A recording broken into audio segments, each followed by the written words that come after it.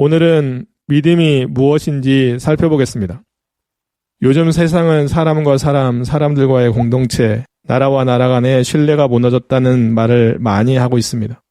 자신들의 이익을 위해 상대방을 속이는 것을 너무나 당연하게 여기니까요. 과대 광고도 넘쳐나고 허위 광고도 넘쳐나고 그것으로 인해 속는 사람들도 속출합니다. 명품이 아니라도 일반 제품에도 짝퉁이 천지가 되고 있고 물건만이 아니라 어떤 기술적인 노하우에 이르기까지 짝퉁 천지가 되어 있는 세상이 되었죠. 신문이나 뉴스를 봐도 가짜 뉴스가 넘쳐나고 방송에서도 앞뒤를 잘라서 진실처럼 보여지게 하는 악마의 편집까지 생기고 있는 실정입니다. 더 나아가 요즘은 보이스피싱 사기가 점점 더 교묘하고 대담해지는 모습으로 발전하고 있고 인공지능 AI가 대세가 되면서 딥페이크로 사진이나 목소리나 영상까지 진짜 같은 가짜를 만들어내서 그것으로 자신이 누구인지 속이거나 다른 사람들에게 사기를 치는 도구로 활용하는 엄청난 거짓의 시대가 되었습니다. 요즘 세상을 보면 거짓의 아비인 마귀가 온 세상을 거짓으로 색칠하고 있는 듯한 느낌입니다. 거짓이 넘쳐나니 사람들이 거짓을 접해도 그리 놀라지 않는 수준으로 거짓에 익숙해지고 있습니다. 그러다 보니 세상은 온통 신뢰와는 거리가 먼 모습으로 변질되어 가고 있는 실정이지요. 그러한 시대라서 그런지 요즘 그리스도인들과 지역 교회들도 거짓과 속임수에 물들어갑니다. 진리를 말하면서 거짓을 따르는 등의 겉과 속이 다른 위선자의 모습으로 변질되어 가는 것이죠. 거짓으로 가득한 세상에 하나님의 말씀을 왜곡하는 이단들이나 사이비 종교가 우후죽순 생겨나고 있습니다. 하나님의 말씀을 시대와 상황에 맞게 자기들 마음대로 해석하는 자유주의 신학자들까지 늘어나고 있죠. 그리스도인들과 지역교회들도 점점 더 진리가 아닌 거짓된 신학에, 거짓된 말씀에, 거짓된 것에 물들어가고 있는 것이 현실입니다. 성경에 비춰보면 금방 탄로날 것들도 성경적인 분별력이 없어서 금방 넘어지기도 하는 것이죠. 성경을 진리라고 생각하기보다는 시대와 상황에 맞춰서 바꿔도 된다고 생각하는 그러한 생각을 가진 사람들이 늘어나고 있는 것이 안타까운 현실입니다. 그러다 보니 마지막 때인 요즘 그리스도인들 중에 하나님에 대한 순수한 믿음을 가진 사람들을 찾아보기가 참 힘듭니다. 하나님의 말씀에 맞게 하나님의 말씀의 본질을 찾고 그 말씀대로만 살아야 된다고 말하는 사람들이 드문 세상이 되어버렸지요. 그들도 마귀의 속임수에 넘어져 하나님의 말씀에 대한 절대적인 믿음을 잊어버린 것이겠지요. 그러나 성경은 믿음이 없이는 하나님을 기쁘시게 할 수 없다고 말씀합니다. 성경의 범위를 벗어나지 말라고 말씀합니다. 성경에서 어떤 것들은 빼버리고 어떤 것들은 더하는 그러한 짓을 하지 말라고 말씀합니다. 그리스도인들은 하나님의 말씀을 듣고 배우고 그 배운 말씀을 지켜 행함으로 믿음이 자라고 성숙해져야 됩니다. 성숙하고 순수한 믿음을 가지고 사는 모습으로 하나님께 칭찬과 인정을 받아야 하는 것이지요. 그리스도인들은 아브라함과 수많은 믿음의 선배들처럼 믿음으로 하나님께 인정을 받는 삶을 살아야 합니다. 그래서 오늘은 믿음이 무엇인지 살펴보므로 하나님과 하나님의 말씀에 대한 바른 믿음을 가지고 살게 되는 우리 모두가 되었으면 참 좋겠습니다. 그렇다면 첫 번째 질문, 성경이 말씀하는 믿음이란 무엇일까요? 믿음은 하나님과 하나님의 말씀을 확실하게 알고 신뢰하는 것과 하나님을 의지하는 가운데 하나님의 말씀을 지켜 행하며 사는 것입니다. 그리스도인들이 믿음으로 산다는 것은 보이지 않는 하나님을 보이는 하나님처럼 바라보면서 하나님의 말씀을 지켜 행하며 사는 것이죠. 자신의 삶으로 하나님께서 살아계심을 증명하며 사는 것이라고 할 수 있습니다. 그리스도인들의 믿음은 추상적인 개념이 절대 아닙니다. 예수 그리스도를 믿어 구원을 얻는다고 할 때 그저 생각이나 말로 믿는다고 하면 그것이 구원을 얻는 믿음이라고 착각하면 안 됩니다. 성경적인 믿음은 지적인 부분과 감정적인 부분을 뛰어넘어 의지적인 부분에까지 이르러야 진짜 믿음이라고 할 수 있습니다. 그래서 야고보는 진짜 믿음은 어떤 모습인지 다음과 같이 말씀하고 있지요. 너희 중에 누구든지 그에게 이르되 평안히 가라, 덥게 하라, 배부르게 하라 하며 그 몸에 쓸 것을 주지 아니하면 무슨 유익이 있으리요. 이와 같이 행함이 없는 믿음은 그 자체가 죽은 것이라. 어떤 사람은 말하기를 너는 믿음이 있고 나는 행함이 있으니 행함이 없는 네 믿음을 내게 보이라. 나는 행함으로 내 믿음을 너에게 보이리라 하리라. 네가 하나님은 한 분이신 줄 믿느냐? 잘하는도다. 귀신들도 믿고 떠느니라. 아, 허탄한 사람아, 행함이 없는 믿음이 헛것인 줄을 알고자 하느냐? 우리 조상 아브라함이 그 아들 이삭을 제단에 바칠 때에 행함으로 의롭다 하심을 받은 것이 아니냐? 네가 보거니와 믿음이 그의 행함과 함께 일하고 행함으로 믿음이 온전하게 되었느니라. 이에 성경에 이른바 아브라함이 하나님을 믿으니 이것을 의로 여기셨다는 말씀이 이루어졌고 그는 하나님의 벗이라 칭함을 받았나니 이로 보건대 사람이 행함으로 의롭다 하심을 받고 믿음으로만은 아니니라. 또 이와 같이 기생 라합이 사자들을 접대하여 다른 길로 나가게 할 때에 행함으로 의롭다 하심을 받은 것이 아니냐? 영혼 없는 몸이 죽은 것 같이 행함이 없는 믿음은 죽은 것이니라. 그리스도인들은 자신이 믿는다고 하는 하나님과 하나님의 말씀을 지식적으로도 믿고 그 믿음이 자신의 감정을 움직이기도 하고 자신이 믿는 것을 실제 삶에 적용하는 실천에까지 이를 수 있도록 해야 합니다. 그런 면에서 지금 자신이 예수 그리스도를 진짜 믿는 사람인지 생각해 보기를 바랍니다. 자신이 하나님과 하나님의 말씀을 진짜 믿는 사람인지도 생각해 보기를 바랍니다.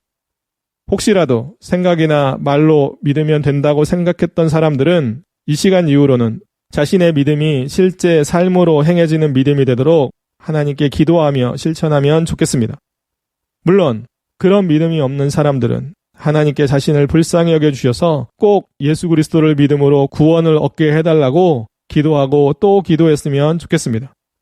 우리 모두 믿음으로 진짜 구원받은 사람이자 하나님의 자녀답게 날마다의 일상을 살아낼 수 있으면 참 좋겠습니다. 두 번째 질문, 사람들이 믿어야 할 대상은 누구일까요? 사람들이 믿어야 할 대상은 삼위일체 하나님과 하나님의 말씀인 성경입니다. 우리가 삼위일체 하나님과 하나님의 말씀인 성경을 믿을 수 있는 것은 오직 하나님의 은혜로 가능합니다. 하나님께서 은혜로 우리에게 믿음을 주신 것이니까요. 사람들이 예수 그리스도를 믿음으로 구원을 받습니다. 사도행전 4장 12절에 보면 다른 이로서는 구원을 받을 수 없나니 천하 사람 중에 구원을 받을 만한 다른 이름을 우리에게 주신 일이 없음이라 이렇게 말씀합니다. 구원을 얻는 믿음은 전적으로 하나님의 은혜로 주어집니다. 그 사실을 바울은 에베소서 2장에서 다음과 같이 말씀합니다. 너희는 그 은혜에 의하여 믿음으로 말미암아 구원을 받았으니 이것은 너희에게서 난 것이 아니요 하나님의 선물이라. 행위에서 난 것이 아니니 이는 누구든지 자랑하지 못하게 함이니라. 구원을 받은 그리스도인들은 삼위일체 하나님만이 한 분 하나님이심을 믿어야 합니다. 하나님이 우리의 아버지 되심을 믿어야 합니다. 하나님이 전지전능하신 분이심을 믿어야 합니다. 예수 그리스도께서 우리의 구원자 되심을 믿어야 하고요. 이 세상에서 임마누엘로 우리와 함께 하시는 하나님이신 것을 믿어야 합니다. 예수 그리스도의 영이신 성령께서 성경의 원저자여 우리에게 은혜를 베푸시는 분이심을 믿어야 하는 것이죠. 우리들이 공적인 예배에서 사용하는 신앙 고백서인 사도신경은 삼위일체 하나님에 대한 신앙을 성경에 맞게 잘 요약해 놓은 것입니다. 삼위일체 하나님에 대한 신앙 고백은 그리스도인들의 신앙의 핵심이자 전부이니까요. 또한 그리스도인들은 하나님의 말씀이자 진리인 성경을 믿고 그 말씀을 지켜 행하며 살아야 되는 것입니다. 그리스도인들은 하나님을 믿음으로 그분의 말씀에 맞게 살아야 하는 것이지요. 그 사실을 알고 날마다 삼위일체 하나님과 그분의 말씀인 성경을 믿음으로 성경에 맞게 살고자 최선의 노력을 다하며 사는 우리 모두가 되었으면 참 좋겠습니다. 세 번째 질문, 하나님께서 예수 그리스도를 믿는 사람들에게 주시는 은혜는 무엇일까요? 하나님께서 예수 그리스도를 믿는 사람들에게 주시는 복은 셀 수 없이 많습니다. 그 중에 몇 가지만 살펴보면 죄를 용서해 주시고 구원해 주시며 하나님의 자녀가 되는 은혜를 베풀어 주십니다. 구원한 우리들에게 영원한 생명을 주시고 하나님과 화목해 하시며 의롭게 해주시고 영원한 안식을 주시기도 하시지요. 하나님의 영광을 볼 수 있게 하시고 아버지의 집에 거하게 하시며 하나님의 보호하심 아래 살게 하시고 예수 그리스도께서 하신 일들을 할 수 있게 하시며 마귀를 굴복시키고 세상을 이길 수 있는 능력을 주십니다. 하나님께서 예수 그리스도를 믿는 사람들에게 주시는 은혜는 지금까지 언급한 것 외에도 셀 수 없이 많습니다. 하나님을 믿는 우리들은 하나님의 은혜가 없으면 살 수 없는 존재입니다. 하나님의 은혜가 항상 우리에게 임하기를 바랄 뿐만 아니라 하나님께 은혜를 구하며 살아야 되는 것이죠. 우리가 이 세상에 살고 있는 것이 하나님의 은혜입니다. 우리가 읽는 성경이 하나님의 은혜로 주어진 것이요. 우리가 하나님께 예배와 찬양을 드릴 수 있는 것도 하나님의 은혜요. 우리가 하나님을 사랑하고 하나님의 사랑을 받는 것도 하나님의 은혜요. 먹고 마시는 것뿐만 아니라 우리가 가진 모든 것이 하나님의 은혜입니다. 우리가 이 세상을 바라보는 자연과 살면서 느끼는 모든 좋은 것들이, 경험하는 모든 것들이 다 하나님의 은혜인 것입니다. 그리스도인으로 살아가는 우리의 인생에 하나님의 은혜가 아닌 것이 없습니다. 우리의 삶에서 하나님의 은혜가 없는 삶은 상상할 수 없고 상상하고 싶지도 않습니다. 사실 그리스도인들은 살아도 하나님의 은혜 가운데 있고 죽어도 하나님의 은혜 가운데 있게 됩니다. 예수 그리스도를 믿음으로 구원을 받는 순간부터 영원토록 하나님의 은혜 가운데 있게 되는 것이지요. 우리가 지금까지 살아오는 동안 단 한순간도 하나님의 은혜가 미치지 않은 것이 없습니다. 저와 여러분들 모두 하나님의 은혜로 구원받았음에 감사하고 오늘도 하나님의 은혜로 또 하루를 살고 있음에 감사하며 우리는 영원토록 하나님의 은혜를 받아들이며 살게 되는 사람임을 믿고 하나님께 무한대로 감사와 찬양과 영광을 돌리며 살면 참 좋겠습니다. 네 번째 질문. 믿음과 하나님의 사람들은 어떤 관계일까요? 하나님의 사람들은 하나님과 하나님의 말씀을 믿고 행하여 신앙이 성장하고 성숙해져야 할 뿐만 아니라 자기들을 사랑하여 십자가에서 죽으신 하나님의 아들 예수 그리스도를 믿는 믿음 안에서 살아야 합니다. 예수 그리스도를 믿음으로 구원을 받았다고 말하는 사람들은 하나님의 말씀인 성경을 읽고 묵상하고 배우고 그 말씀을 삶에서 지켜 행함으로 믿음이 자라야 합니다. 믿음이 자라지 않는 그리스도인들은 있을 수 없습니다. 그리스도인들은 예수 그리스도를 믿음으로 구원을 받은 직후부터 구원을 이루어가는 삶을 살아야 하는데 구원을 이루어가는 삶은 자신의 믿음을 행함으로 증명해 보이며 사는 것을 말합니다. 하나님과 그분의 말씀을 믿는다는 것은 생각이나 말로만 믿으면 되는 것이 아닙니다. 그리스도인들이 하나님과 하나님의 말씀을 믿는다고 하면서 그 믿음을 행함으로 나타내 보이는 삶을 살지 않는다면, 다시 말해 성경에 맞게 살고자 노력하지 않는다면 죽은 믿음의 소유자인 것입니다. 그러기에 그리스도인으로 살아가는 우리 모두는 생각이나 말로만 자신의 믿음을 고백하지 말고 하나님을 향한 자신의 믿음을 행함으로 나타내는 삶인 하나님의 말씀에 맞게 사는 삶으로 증명해 보이며 살면 참 좋겠습니다. 다섯 번째 질문. 믿음과 구원은 어떤 관계일까요? 예수 그리스도를 믿는 믿음은 구원을 얻기 위한 조건으로 사람들은 성령 하나님을 통해 예수 그리스도를 믿음으로 구원을 받습니다. 성령 하나님께서는 하나님께서 택하신 사람들을 하나님의 때에 불러 자신의 죄를 회개하고 예수 그리스도를 믿어 구원을 얻게 해 주십니다. 성령 하나님께서는 사람들에게 예수 그리스도를 믿어 구원받게 하심으로 그들이 죄와 사망의 법에서 벗어나게 해 주시는 것이죠. 성령 하나님께서 예수 그리스도를 믿음으로 구원받아 하나님의 자녀가 되는 사람 안에 들어오시는 것을 성령 세례라고 합니다. 구원받는 순간이 성령 세례를 받는 순간이라고 할 수 있는 것이지요. 성령 세례는 성령 하나님의 부르심에 따라 자신이 죄인임을 인정함으로 회개하고 하나님께 돌이키는 것과 예수 그리스도를 믿음으로 구원받아 하나님의 자녀가 되는 것을 말합니다. 성령 세례는 예수 그리스도를 믿음으로 구원받을 때 단 한 번만 받습니다. 성경은 성령의 은혜가 아니고는 그 누구도 예수 그리스도를 믿을 수 없다고 말씀합니다. 고린도전서 12장 3절에 보면 그러므로 내가 너희에게 알리노니 하나님의 영으로 말하는 자는 누구든지 예수를 저주할 자라 하지 아니하고 또 성령으로 아니하고는 누구든지 예수를 주시라 할 수 없느니라라고 말씀하고 있습니다. 이 말씀은 우리가 예수 그리스도를 믿고 구원을 받은 것은 성령 하나님의 은혜요 역사라는 것입니다. 우리 모두 은혜로 예수 그리스도를 믿어 구원을 얻게 해주신 성령 하나님께 감사하며 살면 좋겠습니다. 그리고 이미 구원받은 자답게 믿지 않는 사람들에게 예수 복음을 전하여 한 영혼을 구원의 길로 인도하기 위해 적극적인 노력을 했으면 좋겠습니다. 물론 성령 하나님께 간절히 도움을 구하고 또 구함으로 말미암아 우리의 인생 가운데 수많은 영혼들이 우리를 통하여 예수 그리스도를 믿게 되는 놀라운 일들이 가득가득 채워지는 복된 인생이 다 되었으면 참 좋겠습니다. 여섯 번째 질문. 믿음과 사랑은 어떤 관계일까요? 하나님을 믿는 거짓 없는 믿음에서 사랑이 나오기에 사랑이 없는 믿음은 아무런 가치가 없는 믿음이라고 말씀합니다. 믿음과 사랑은 때려야 뗄 수 없는 관계인 것을 우리는 성경을 통해 알고 있습니다. 사실 우리가 하나님을 믿을 수 있는 것은 하나님이 우리를 사랑하셔서 우리에게 예수 그리스도를 믿음으로 구원 얻을 수 있도록 은혜를 베풀어 주셨기에 가능한 것이었습니다. 그 은혜로 구원을 받은 그리스도인들은 하나님의 자녀로서 살아계신 하나님의 사랑을 그 마음과 삶에서 온전히 표현하며 살아야 하는 것이지요.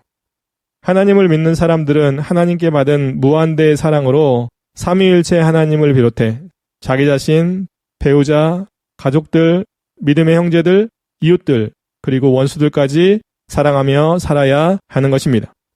물론 그리스도인들이 믿음 안에서 하나님을 사랑하는 방법이 하나님의 말씀을 지켜 행하며 사는 것임을 알고 하나님의 말씀에 맞게 살기 위해 노력해야 하는 것입니다.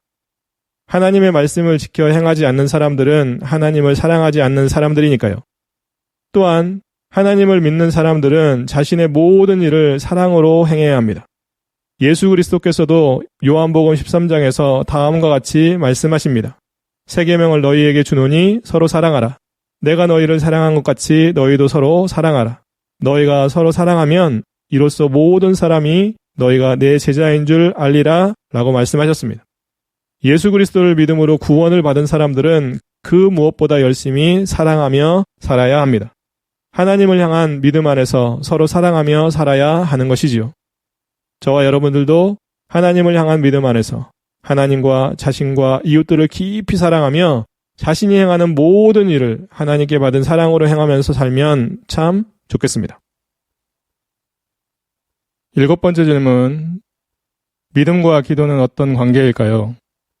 하나님께 기도할 때는 조금도 의심 없이 믿음으로 구해야 하고 하나님께 믿음으로 구한 것은 받은 줄로 믿어야 합니다. 그리스도인들은 예수 그리스도를 믿는 믿음으로 하나님께 나아가 기도할 수 있게 된 것이죠. 그리스도인들은 하나님과 하나님의 말씀에 대한 믿음으로 악한 영과의 싸움에서 승리할 수 있는 것입니다. 믿음으로 기도하는 사람들은 이방인들처럼 헛된 말을 반복하지 않고 자신의 정욕을 위해 구하지 않으며 오직 하나님의 뜻대로 기도합니다.